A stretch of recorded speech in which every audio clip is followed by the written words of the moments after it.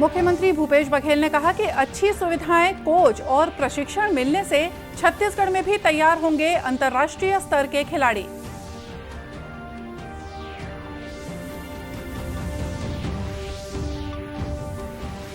दूसरे राज्यों में पढ़ने वाले भी अब होंगे छत्तीसगढ़ के निवासी। राज्य सरकार ने किया नियमों में संशोधन।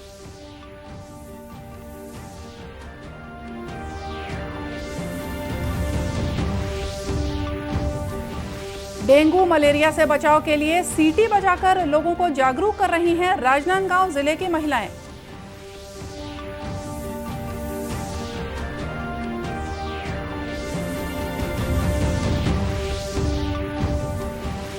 और वायु प्रदूषण और पेट्रोल डीजल की कीमतों के कारण छत्तीसगढ़ में बढ़ेंगे इलेक्ट्रिक वाहन। राज्य सरकार ने दिलाया हर संभव मदद का भरोसा।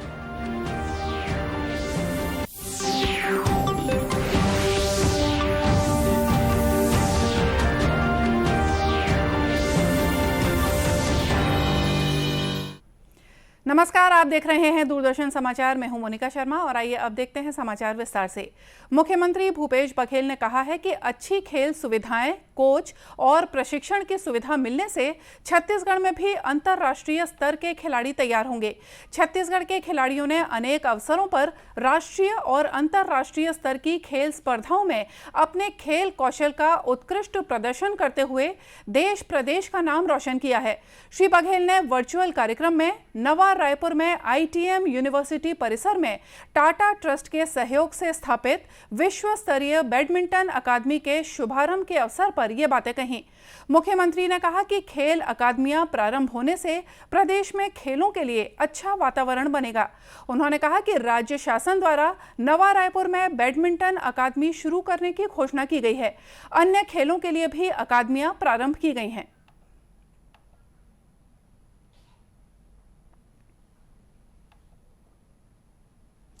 कल ही छत्तीसगढ़ शासन ने नवा रायपुर में बैडमिंटन अकादमी शुरू करने की घोषणा की।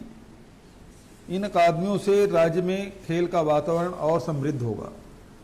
बैडमिंटन के खिलाड़ियों को अच्छी सुविधाएं, अच्छे कोच और अच्छा प्रशिक्षण मिलेगा। छत्तीसगढ़ में खेल प्रतिभाओं की कोई कमी नहीं है। विभिन्न खेलों में समय समय पर प्रदेश के खिलाड़ियों ने राष्ट्रीय और अंतर्राष्ट्रीय स्तर पर राज्य का नाम रोशन किया है। सीमित खेल सुविधाओं के बावजूद इन खिलाड़ियों ने बेहतर प्रदर्शन किया है। खेल मंत्री उमेश पटेल ने कार्यक्रम की अध्यक्षता करते हुए कहा कि मुख्यमंत्री की ये मंशा है कि जो बच्चे खेल को अपना कैरियर बनाना चाहते हैं, उन्हें खेल अकादमियों के माध्यम से अच्छी सुविधाएं और प्रशिक्षण मिले। में आगे बढ़ना चाहते हैं, कैरियर बनाना चाहते हैं, उनके लिए एकेडमीज के थ्रू उनको ट्रेन किया जाए, उनके ऊपर इन्वेस्टमेंट किया जाए। और माननीय मुख्यमंत्री जी के दिशा निर्देश पे खेल विभाग ये काम कर रहा है। और ITM चूंकि आज बैडमिंटन एकेडमी इस सेंट्रल इंडिया में एक बहुत अच्छी एकेडमी बना रहा है, तो आपको उसके लिए बहुत बहुत बधाई। और मैं ये बताना चाहूंगा कि ये जो आपने बनाया है, ये मुख्यमंत्री जी के दिशा निर्देश के अनुसार और उनके मंशा के अनुसार ये हो रहा है। The Raipur centre of excellence in badminton नाम से प्रारंभ हुई इस अकादमी की स्थापना के लिए टाटा ट्रस्ट द्वारा 100% फंडिंग की गई है।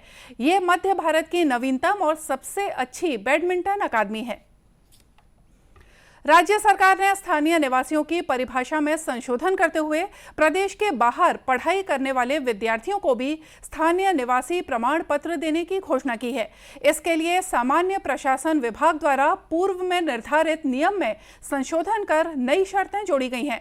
सामान्य प्रशासन विभाग द्वारा जारी संशोधित नियमों के अनुसार अब छत्तीसगढ़ के बाहर दूसरे राज्यों में शिक्षा प्राप्त कर रहे आवेदकों को भी स्थानीय निवास प्रमाण पत्र दिया जाएगा।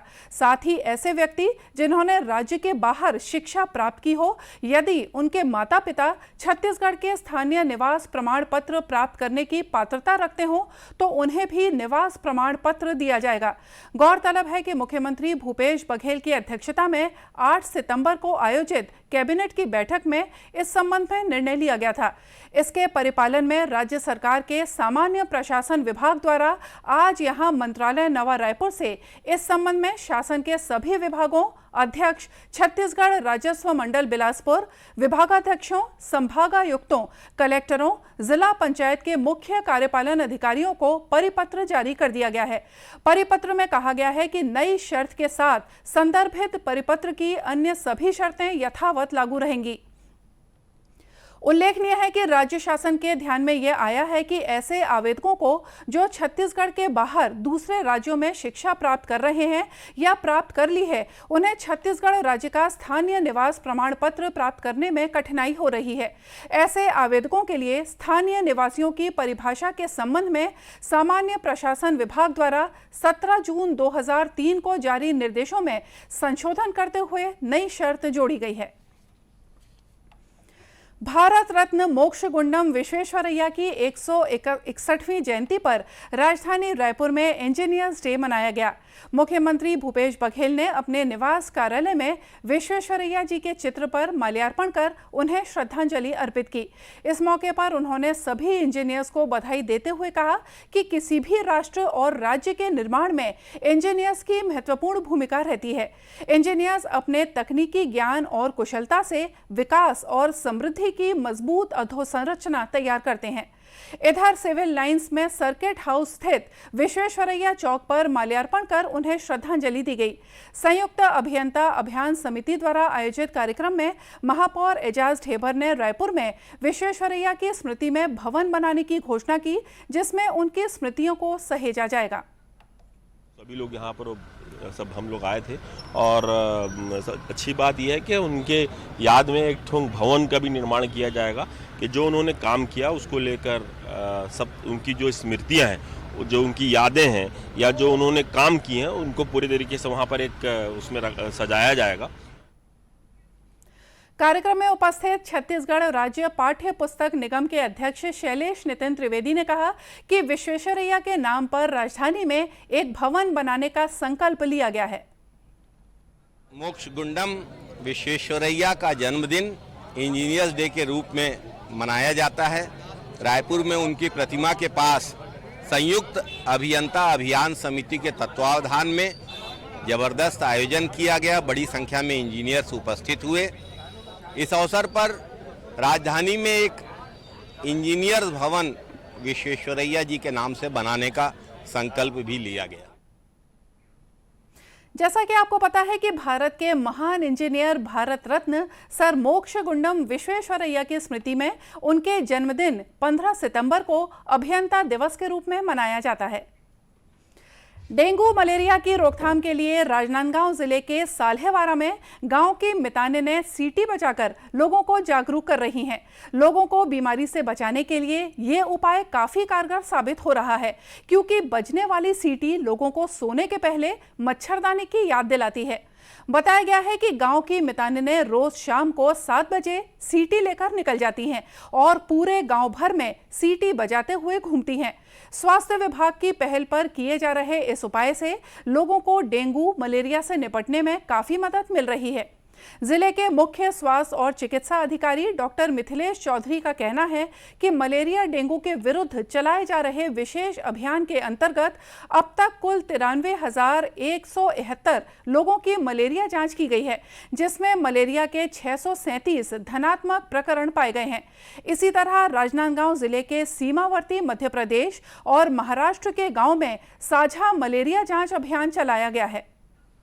हम लोग प्रचार प्रसार कर रहे हैं कि मच्छरदानी कितना बेहतर है आप सभी के लिए। तो इसी के साथ हमने मितानियों के माध्यम से लोगों को जागरूक कर रहे हैं कि 7 बजे मितानी अपने घर से निकलकर सीटी बजाती हैं और सीटी बजाने का संकेत ये होता है कि घर में उपलब्ध मच्छरदानी को लगा लें और सोते समय मच्छरदानी के अंदर ही सोएं, ताकि डेंगू मलेरिया जैसे वेक्टर जनित रोग से बचा जा सके। राजनांदगांव जिले के 6 विकासखंडों मानपुर, मोहला, खैरागढ़, छुईखदान, छुरिया और डोंगरगढ़ के 199 संवेदनशील गांव और महाराष्ट्र और मध्य प्रदेश के सीमा क्षेत्र के सभी गांव, पुलिस कैंप और दूसरे स्थानों पर मलेरिया का सघन सर्वे किया गया था। परिवहन मंत्री मोहम्मद अकबर ने कहा है कि वर्तमान में वायु प्रदूषण की वैश्विक समस्या के मद्देनजर ज्यादा से ज्यादा इलेक्ट्रिक वाहनों को बढ़ावा देने की सख्त जरूरत है। इसके तहत छत्तीसगढ़ में इलेक्ट्रिक वाहनों और सौर ऊर्जा के क्षेत्र संबंधी मिशन को राज्य सरकार द्वारा आधारभूत सुविधाएं उपलब्ध कराने सहित हर संभव मदद दी जाएगी।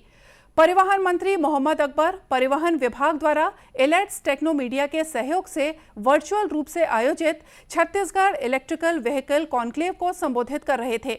उन्होंने बताया कि ये कार्यक्रम उद्योग और नागरिकों को इलेक्ट्रिक वाहनों के प्रति सरकार की नीतियों के बारे में जागरूक करने के लिए एक अच्छा मंच तैयार करेगा।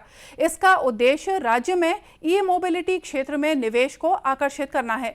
वाहनों के संचालन के लिए पेट्रोल और डीजल का उपयोग किया जा रहा है, जिसकी पूर्ति के लिए दूसरे देशों पर निर्भरता बनी हुई है और समय के साथ लगातार इसके मूल्यों में वृद्धि हो रही है।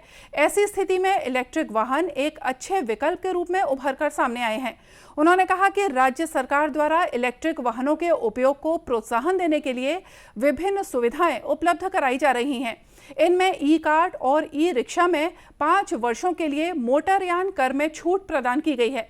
छत्तीसगढ़ राज्य अंत्यावसायी सहकारी वित्त और विकास निगम द्वारा बैटरी चलित ई रिक्शा के लिए ऋण दिया जाता है। ई रिक्शा और ई कार्ट वाहनों का फिटनेस और नवीनीकरण 3 वर्षों के लिए किया जाता है। छत्तीसगढ़ सरकार द्वारा निर्माण श्रमिक ई रिक्शा सहायता योजना लागू की गई है, जिसके तहत छत्तीसगढ़ असंगठित कर्मकार राज्य सामाजिक सुरक्षा मंडल द्वारा 50,000 रुपए अनुदान के रूप में एक मुश्त दिए जा रहे हैं। इस अवसर पर आयुक्त परिवहन टोपेश्वर वर्मा, अपर परिवहन आयुक्त दीपांशु काबरा, उप परिवहन आयुक्त शैलभ साहू भी मौजूद थे।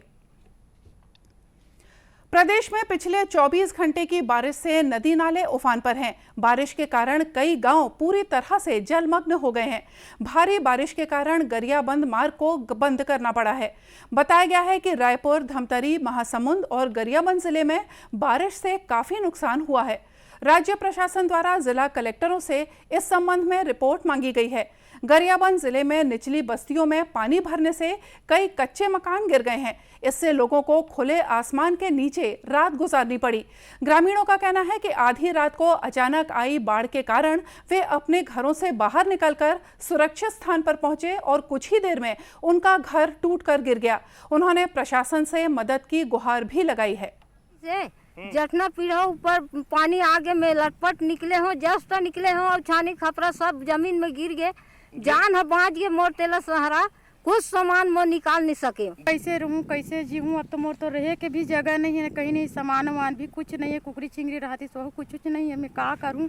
अब सरकार है वही मदद कर सकते हुई। और तो सब नुकसान हो गए साहब। दाल चावल कपड़ा ओढ़ना पलंग बिस्तर कुकरी चिया सब बहा गए। दाल चावल मोर तो पूरा घर अच्छा डूब गए साहब। और गिर के पूरा मलमा हम नीचे में और दब गिरे हैं। लटपट जी बचा भागे हैं और कोई बचाने वाला नहीं रही साहब। हमारे लोग ले कल तक हम भागे रहे हैं, कोनो बचाने वाला नहीं रही। हम 4 मई पिला हम लटपट बाचे, अब हमारे का कुछ भी नहीं है। गरियाबंद नगर पालिका अध्यक्ष गफ्फार मेमन ने बताया कि 50 से ज्यादा घर क्षतिग्रस्त हुए हैं। प्रभावितों के लिए राहत कार्य जारी है। साथ ही प्रशासन से मांग है कि उन्हें मुआवजा देकर रहने की व्यवस्था भी की जाए। 50 घरों में क्षतिग्रस्त हुआ है, जिसमें से 30 घर तो ऐसे हैं जो पूरे तरीके से ढह गए हैं। चाहे कलेक्टर साहब हो, चाहे एडिशनल साहब हो, सभी लोग सवेरे से लगे हुए हैं। नगर पालिका की पूरी टीम लगी हुई है। नगर पालिका द्वारा मंगल भवन में व्यवस्था कराई गई है। जिनका घर प्रभावित हुआ है, जिनके घर रहने के लिए घर नहीं है, उनको खाने की और रुकने की व्यवस्था कराई गई है। और शासन से गुहार लगाए हैं कि जल्द से जल्द इनको मुआवजा देकर इनका घर को फिर से बनाया जाए। इसी तरह प्रदेश के बिलासपुर, दुर्ग, गौरेला, पिंडरा, मरवाही और जांजगीर चांपा जिले में भी बाढ़ के हालात हैं। जिला प्रशासन और जल संसाधन विभाग द्वारा लोगों से बाढ़ग्रस्त क्षेत्रों में नहीं जाने की अपील की गई है।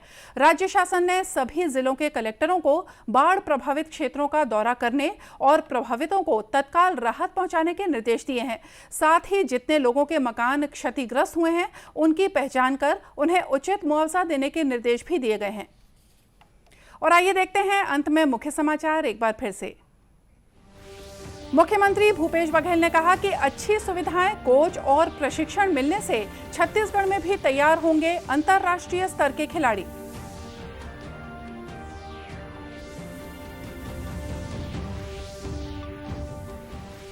दूसरे राज्यों में पढ़ने वाले भी अब होंगे छत्तीसगढ़ के निवासी। राज्य सरकार ने किया नियमों में संशोधन।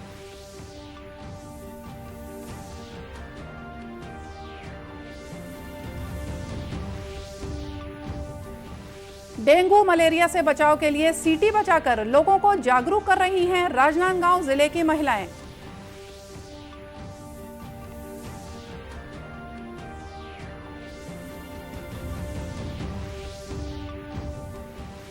और वायु प्रदूषण और पेट्रोल डीजल की कीमतों के कारण छत्तीसगढ़ में बढ़ेंगे इलेक्ट्रिक वाहन। राज्य सरकार ने दिलाया हर संभव मदद का भरोसा। और इसी के साथ ये समाचार बुलेटिन यहीं समाप्त हुआ। नमस्कार।